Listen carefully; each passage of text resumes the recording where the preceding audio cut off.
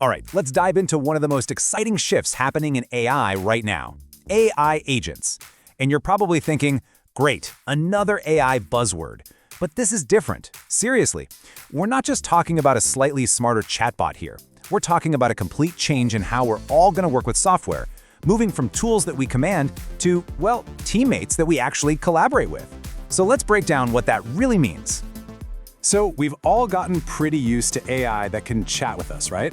It can answer questions, it can write an email, it can spit out an image. It's awesome, but it's passive. It kind of just sits there waiting for us to tell it every single little thing to do. But this slide asks the real question. What happens when that AI stops just predicting what to say and starts doing things? When you can give it a big, messy goal and it actually goes off and executes a plan to get it done? Well, that's the promise of an AI agent.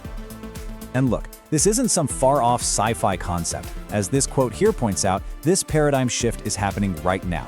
We're moving from AI that needs constant hand-holding to software that can figure out problems and get tasks done all on its own. It's really the natural evolution of large language models, making them truly practically useful in the real world.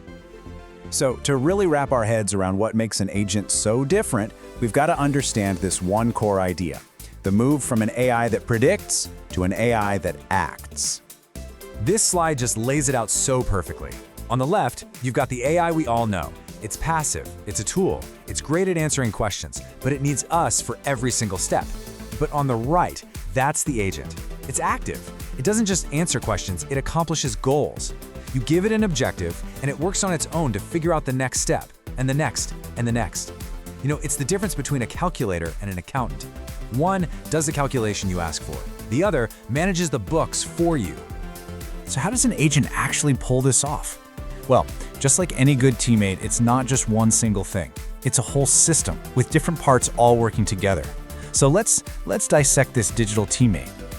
Okay, first up, every agent needs a brain, and that's the model. This is the large language model you've heard about, like Gemini. It's the core reasoning engine. It does all the thinking, the planning, the decision-making. It's the strategist. But a brain isn't much good if it can't interact with the world, right? That's where tools come in. You can think of these as the agent's hands. Tools are what let the agent actually do stuff, things beyond just spitting out text.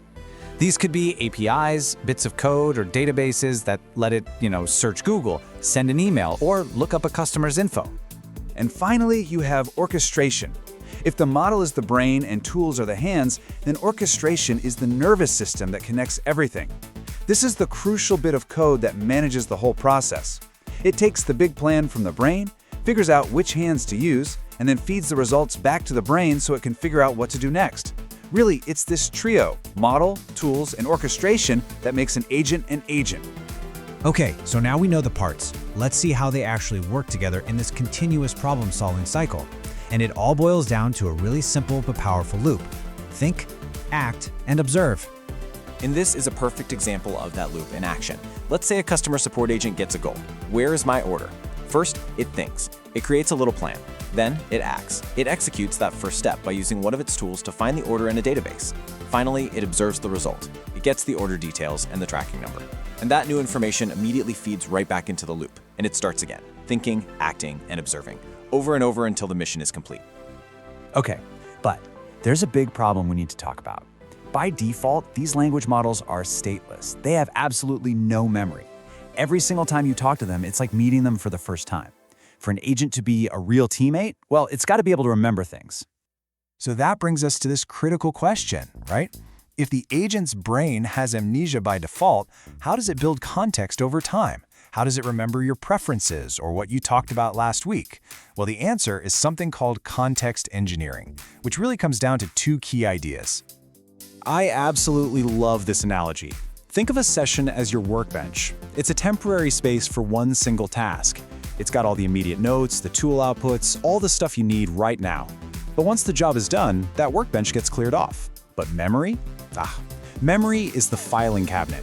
After the project is finished, the agent looks over the workbench, pulls out only the most important, finalized information, and neatly files it away for the long term. And that's how agents build up that persistent knowledge. And this ability to create a filing cabinet specifically about you, the user, creates a totally new kind of relationship with AI. It's really the difference between talking to a research librarian versus a personal assistant. This table just nails the distinction. On the left, you have something called RAG, which stands for Retrieval Augmented Generation. Just think of this as the agent's research librarian. It's an expert on facts about the world, pulling info from PDFs and wikis. But on the right, you have memory. This is the agent's personal assistant. Its expertise is you.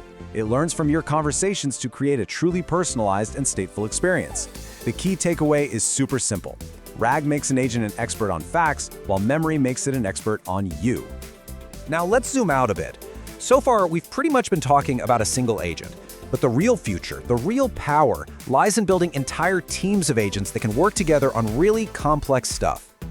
And that's because, just like with people, it's way more efficient to have a team of specialists than one person who tries to do everything. The goal isn't to build one all-powerful super agent.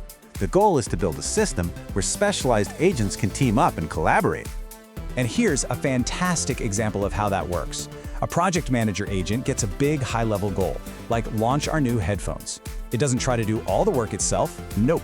It acts like a real PM, and it delegates specific tasks to its team of specialists: a market research agent, a marketing agent, a web dev agent. This is how we go from just automating simple tasks to automating entire complex business workflows. And so we end with this question, which really gets to the very heart of this entire shift. We are moving from a world where we have to tell our software what to do every step of the way, to a world where we set goals and collaborate with these autonomous digital teammates to get them done. It's a massive change, and it's going to reshape pretty much everything about how we work, create, and solve problems. It's a future that's getting here a lot faster than you might think.